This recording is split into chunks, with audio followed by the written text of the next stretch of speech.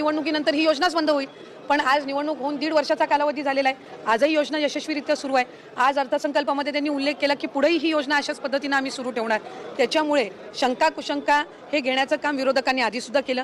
ज्या वेळेला ही योजना आदरणीय दादांनी 28 जून 2024 रोजी आणली, त्यावेळेला कोर्टात जाण्याचं काम सुद्धा काहींच्या माध्यमातून झालं. हा लाभ कधी आपल्याला मिळणारच नाही असाही अपप्रचार झाला.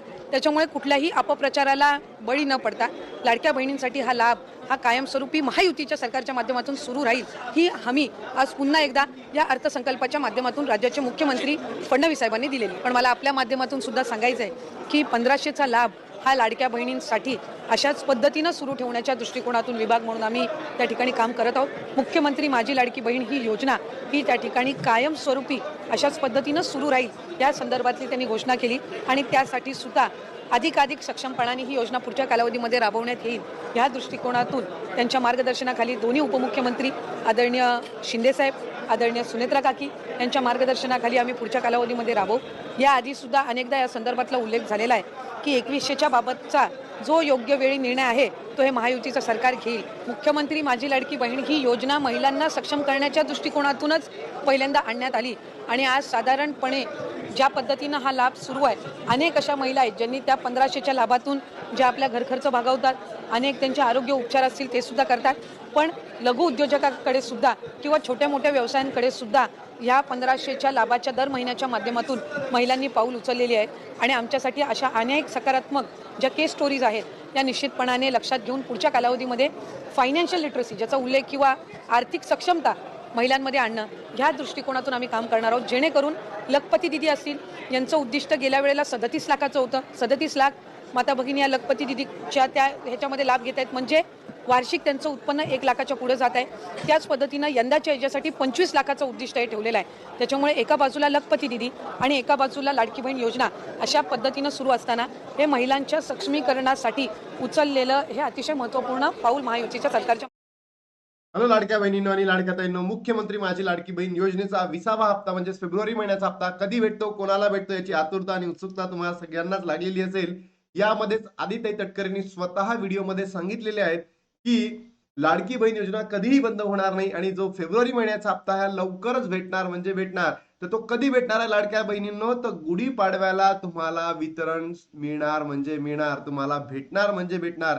ही तारीख सुद्धा फिक्स झालेली आहे आणि गुढीपाडव्याच्या पूर्वसंध्येला तुमच्या अकाउंटमध्ये पैसे जमा होणार म्हणजे होणार अशी माहिती आपल्याला सरकारी माध्यमांकडून मिळाली आहे आणि ही ऑथेंटिक माहिती आहे. त्यानंतर लाडक्या बहिणींनी अनेक लाडक्या बहिणींनी प्रश्न विचारले होते आणि माझ्या बहिणींनी सुद्धा प्रश्न विचारले होते. माझ्या सख्या बहिणी आहेत आणि तुम्ही सुद्धा सख्या बहिणीच आहेत. यांनी सगळ्यांनी कमेंट बॉक्समध्ये प्रश्न विचारले होते, खरंच व्याजमुक्त कर्ज लाडक्या बहिणींना मिळणार का? याचं उत्तर आहे यस, मिळणार. पण सगळ्याच महाराष्ट्रामध्ये, संपूर्ण महाराष्ट्रामध्ये आणि संपूर्ण बहिणींना मिळणार का? त्याचं उत्तर आहे नाही. मग कुठे भेटणार आहे, कसं भेटणार आहे, सगळंच मी तुम्हाला व्हिडिओच्या माध्यमातून सांगणार आहे. सोबतच इतक्या बहिणी अपात्र होणार आहे लाडक्या बहिणींनो. ही न्यूज ऑथेंटिक होती. मी काल तुम्हाला सांगितलं होतं 1 कोटी बरोबर 5 लाख बहिणी अपात्र ठरणार आहेत आणि याचा आकडा सुद्धा समोर आलेला आहे. नक्की या ठिकाणी तुम्ही जा आणि त्या तुमच्या लाडकी बहीण .महाराष्ट्र.gov. त्या संकेतस्थळाला बघा की तुमचं नाव त्या ठिकाणी आहे की नाही. बघा, लाडकी बहीण योजना मोठा झटका, एका झटक्यात लाखो बहिणी अपात्र. मुख्यमंत्री लाडकी बहीण योजनेमध्ये 1500 रुपये मिळतात. पडताळणी तर अनेक अपात्र ठरले आहेत. एका बीड जिल्ह्यामध्ये बरोबर, एकट्या बीड जिल्ह्यामध्ये 2,83,000 महिला काय झाल्यात, अपात्र झालेल्या आहेत.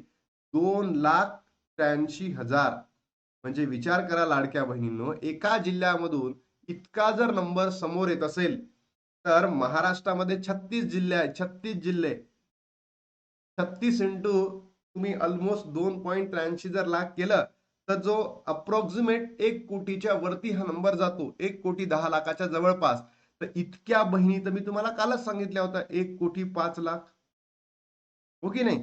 तर लाडक्या बहिणींनो, ही दुःखद बातमी आपल्यासाठी आहे आणि तुम्हाला इथून जर वाचायचं असेल तर तुम्हाला तुमचे डॉक्युमेंट रेडी ठेवणं गरजेचे आहे. बघा, 2 वर्षापासून दरमहा 1500 रुपये मिळतात. आर्थिकदृष्ट्या कमकुवत असलेल्या बहिणींसाठी योजना आहेत. त्यानंतर बीड जिल्ह्यातील मुख्यमंत्री 2,83,000 लाडक्या बहिणी अपात्र ठरलेल्या आहेत. सुरुवातीला कुठलेही निकष न लावता नियमांचे काटेकोरपणे पालन न करता लाडकी बहीण योजनेमध्ये मंजूर झाले होते. मात्र अनेक निकष लावण्यात आले असून काटेकोरपणे त्याचे पालन केले जात असल्याने बीड जिल्ह्यातील 2 लाखापेक्षा अधिक महिलांना फटका बसलेले आहेत. किती आहेत? 2,83,000. तर आता जर लाडक्या बहिणीनं तुम्हाला यामधून वाचायचं असेल तर तुम्ही तुमचे डॉक्युमेंट रेडी ठेवणं गरजेचं आहे. तुमचं जे आधार आणि बँक अकाउंट लिंक असणं गरजेचं आहे. बरोबर. त्यानंतर लाडक्या बहिणीनं तुमच्या घरामध्ये 2 पेक्षा जास्त महिला नको घेता लाभ घेत आहेत. कारण जर तुम्ही असं असाल तर तुम्हाला हा लाभ भेटणं बंद होणार आहे. म्हणून लक्षात ठेवा की तुमचं आधार सीडिंग प्रॉपरली आहे. तुम्ही कंटिन्युअस बँक अकाउंट चेंज करू नका, अन्यथा तुमचा इथून पुढचा लाभ सुद्धा बंद होऊ शकतो. नंतर लाडक्या बहिणीची संख्या बीड जिल्ह्यामध्ये 6,36,000 होती. मात्र आता ती संख्या घटली आणि 3,53,000 आलेली आहे. म्हणजे तुम्ही विचार करा, इतक्या बहिणी अपात्र ठरत आहे, इतक्या बहिणी अपात्र ठरत आहे. हे चुकीचं आहे, नाही करायला पाहिजे सरकारने. मग पहिलेच सरकारने जेव्हा योजना आणली ना त्यावेळेसच योग्य पद्धतीने ती राबवायला पाहिजे होती. पण आता हे असं करतायत ना, त्यामुळे लाडक्या बहिणींचा विश्वास सरकारवर आलेला नाही. मग खरंच व्याजमुक्त कर्ज लाडक्या बहिणींना मिळणार का? तर याचं उत्तर आहे यस. पण महाराष्ट्रामध्ये, संपूर्ण महाराष्ट्रामध्ये मिळणार का? तर याचं उत्तर आहे नाही. सगळ्याच बहिणींना भेटणार का? याचंही उत्तर आहे नाही. मग हे कुठे भेटणार आहे? तर व्याजमुक्त कर्ज लाडक्या बहिणींना हे फक्त आणि फक्त कुठे मिळणार आहे? मुंबई रिजनसाठी.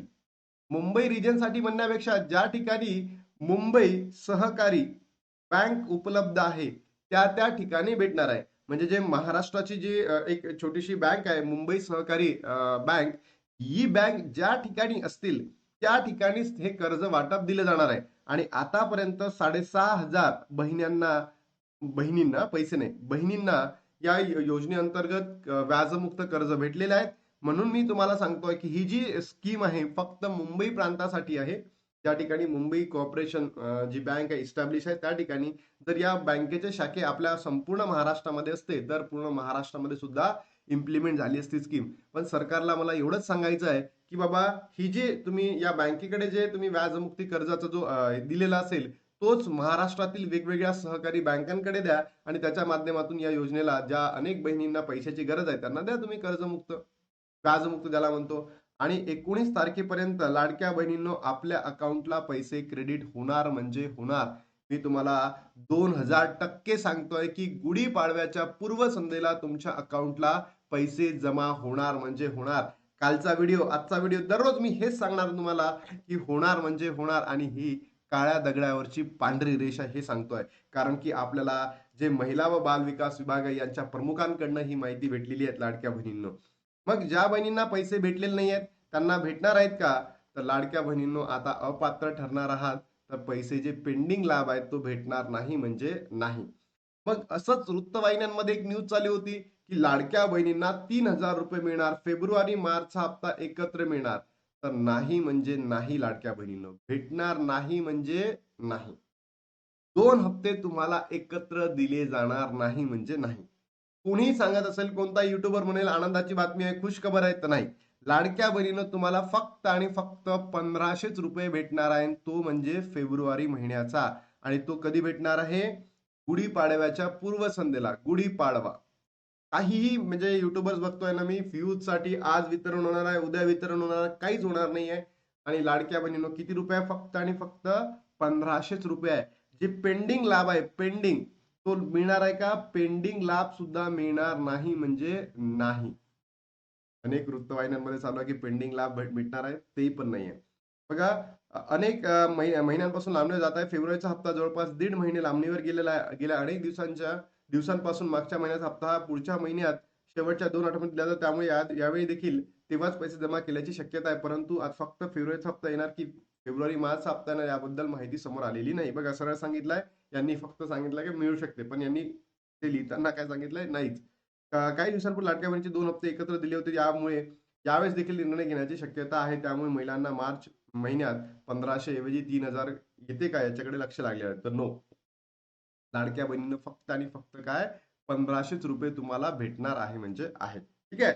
आणि ज्या बहिणींनी ई-केवायसी अजूनही केलेली नाही आहे, बरोबर, त्यांना तर तो लाभ बंदच झालाय. पण ज्या बहिणींची ई-केवायसीचं एडिटचं ऑप्शन आलेलं आहे, बरोबर, तर एडिट करा 31 मार्च पर्यंत, अन्यथा तुमचा लाभ त्या ठिकाणी काय होऊ शकतो, लाडक्या बहिणींनो बंद होऊ शकतो. बघा, गुढीपाडव्याला वितरण होणार का? येस, गुढीपाडव्याला वितरण होणार. म्हणजे 19 तारीख ही फिक्स झालेली आहे लाडक्या बहिणींनो.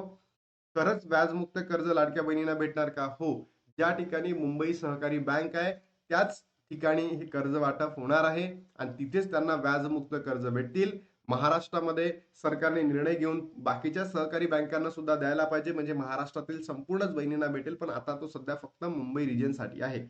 इतक्या लाडक्या बहिणी अपात्र ठरणारा मी त्याचीही माहिती दिली की एका जिल्ह्यामध्ये 2,83,000 बहिणी अपात्र आहेत. इंटू 36 करा, मागे पुढे तो 1 कोटीच्या जवळपास नंबर जातो आणि तितक्या बहिणी अपात्र ठरू शकतात. आता इथे थांबतो आणि लाडक्या बहिणीनं भेटतो तुम्हाला नवीन व्हिडिओमध्ये. तोपर्यंत जय हिंद, जय महाराष्ट्र, जय श्रीराम.